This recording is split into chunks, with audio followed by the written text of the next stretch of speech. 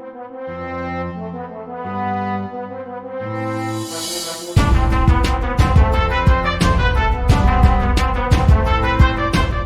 पिछले एपिसोड में हमने देखा इतनी बहस करने के बाद आखिर लॉर्ड होकागे नारुतो को एक बड़ा मिशन दे ही देते हैं, जिसके बाद ग्रुप 7 लैंड ऑफ वेव्स की ओर निकलते हैं और रास्ते में वो कुछ दुश्मनों से टकराते हैं और उन्हें पता चलता है कि वो ताजुना के पीछे है। फिर हम एक बिजनेसमैन को देखते हैं जिसने किसी को ताजुना को मारने का कॉन्ट्रैक्ट दिया होता है।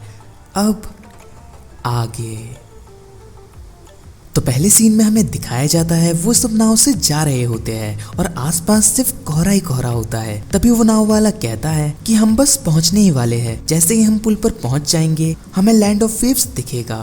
और फिर उन्हें पुल दिखने लगता है और वो सब उस पुल को बड़े गौर से देखने लगते हैं। पर नारुतो कुछ ज्यादा ही एक्साइटेड हो जाता है और चिल्ला के कहता है ये पुल तो बहुत ही बड़ा है। तभी वो नाव वाला कहता है कि शोर मत मचाओ, हम किसी की नजर में ना आ जाए, इसीलिए मैंने खुद बोट का मोटर बंद कर दिया और हाथ से नाव चला रहा हूँ। जिसके बाद नारुतो अपने मुंह पे हाथ रख लेता है और सब उसी को देखने लगते हैं। फिर काकाशी ताजुना से कहता है कि आखिर वो लोग कौन हैं और आपके पीछे क्यों पड़े हैं, अगर आप हमें नहीं बताओगे तो हम ये मिशन यहीं रोक देंगे। तो ताजुना कहता है असलियत में एक बुरा आदमी मेरी जान के पीछे पड़ा है, वो एक मौत का सौदागर है। तो काकाशी पूछता है कौन? तो ताजुना कहता है तुम उसे जानते हो, कम से कम एक ना एक बार तो तुमने उसका नाम जरूर सुना होगा, दुनिया के सबसे अमीर इंसानों में से एक, गाटो।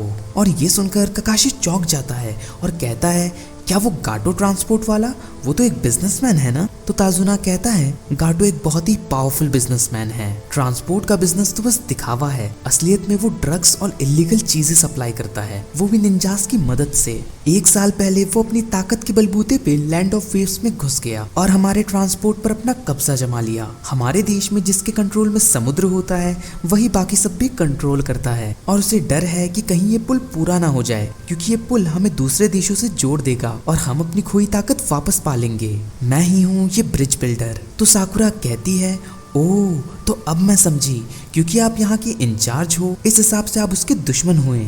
फिर काकाशी कहता है लेकिन मैं एक बात समझा नहीं कि आपने ये बात हमसे छुपाई क्यों? तो ताजुना कहता है लैंड ऑफ वेव्स एक बहुत ही छोटा देश है, इसलिए हमारे राजा के पास भी बहुत कम पैसा है, तो अगर हम बी रैंक को ये मिशन देते तो वो बहुत महंगा होता। साथ ही साथ वो कहता है अगर तुम लोगों ने ये मिशन छोड़ दिया तो ज्यादा से ज्यादा क्या होगा, वो लोग मुझे मार देंगे, हाँ पर मेरा ग्रैंडसन बहुत दुखी हो जाएगा और मेरी बेटी लीफ विलेज को इसका जिम्मेदार मानेगी और वो तुम्हें कभी माफ नहीं करेगी, लेकिन तुम सब इसकी चिंता मत करो। और इतना सब सुनने के बाद काकाशी थोड़ा सोचकर कहता है चलो अब कोई रास्ता नहीं है, हमें ये मिशन करना ही होगा। फिर ताजुना कहता है बहुत बहुत शुक्रिया, पर पीठ पीछे वो कहता है आखिर इमोशनल ब्लैकमेल ने अपना कमाल दिखा दिया। फिर वो लोग लैंड ऑफ वेव्स में पहुंच जाते हैं और वो एक किनारे पर उतरते हैं। तभी ताजुना उस नाव वाले से कहता है इतना जोखिम उठाने के लिए शुक्रिया, और वो आगे बढ़ने लगते हैं। फिर रास्ते में काकाशी अपने मन में कहता है अब वो चुनिन नहीं जोनिन लेवल के निंजा भेजेंगे।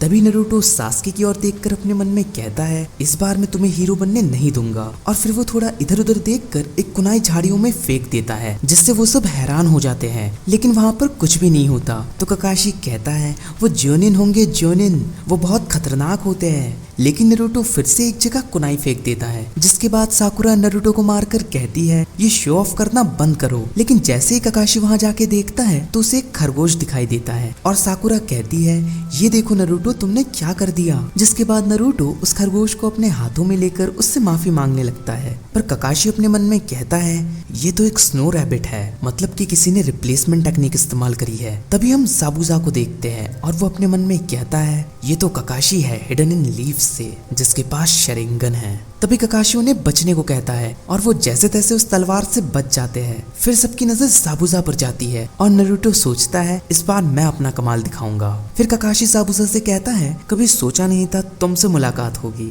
तभी नारुतो साबुजा की ओर बढ़ता है, लेकिन काकाशी उसे रोक देता है और कहता है पीछे हटो, ये उन दूसरे निंजाओं की तरह नहीं है, शायद इससे लड़ने के लिए मुझे शरिंगन का इस्तेमाल करना ही होगा। और ये सुनकर वो सब थोड़े कंफ्यूज हो जाते हैं। फिर काकाशी कहता है अपना टीम वर्क दिखाओ और ब्रिज बिल्डर को बचाओ, और हाँ इस लड़ाई से दूर ही रहना। जिसके बाद ककाशी अपनी आंखों पे लगा हेडबैंड हटाता है और अपनी दूसरी आंख खोलता है, जो देखकर सब हैरान हो जाते हैं क्योंकि वो आंख कुछ अलग ही तरह की होती है। फिर ज़ाबुज़ा कहता है, मैं बड़ा खुशकिस्मत हूँ जो मुझे शेरिंगन देखने का मौका मिला। जिसके बाद नारुतो कहता है, सब बस शेरिंगन शेरिंगन कह रहे हैं, आखिर ये है किस बला का नाम? तो सास्के कहता है, ये एक तरह की ताकत होती है जो कि आंखों में बसी होती है। इस विजुअल जुत्सु से कोई भी गेंजुत्सु, टाई जुत्सु, निंजुत्सु देखा जा सकता है और उनसे बचा जा सकता है। हालांकि शेरिंगन इससे भी कई ज्यादा ताकतवर है। फिर ज़ाबुज़ा कहता है, तुमने सही कहा लड़के, लेकिन शेरिंगन की सबसे खास ताकत के बारे में तुम बोलना भूल गए। शेरिंगन किसी भी जुत्सु की हूबहू नकल कर सकता है। साथ ही साथ वो ककाशी से कहता है, जब मैं हिडन इन मिस्ट में नया जियोनिन बना था, मैंने तुम्हारे बारे में हमारी बिंगो बुक में पढ़ा था। तुम्हारी प्रोफाइल में लिखा है तुमने आज तक 1000 से भी ज्यादा जुत्सु कॉपी किए हैं, ककाशी द कॉपी निंजा। और ये सुनकर सब काफी हैरान हो जाते हैं,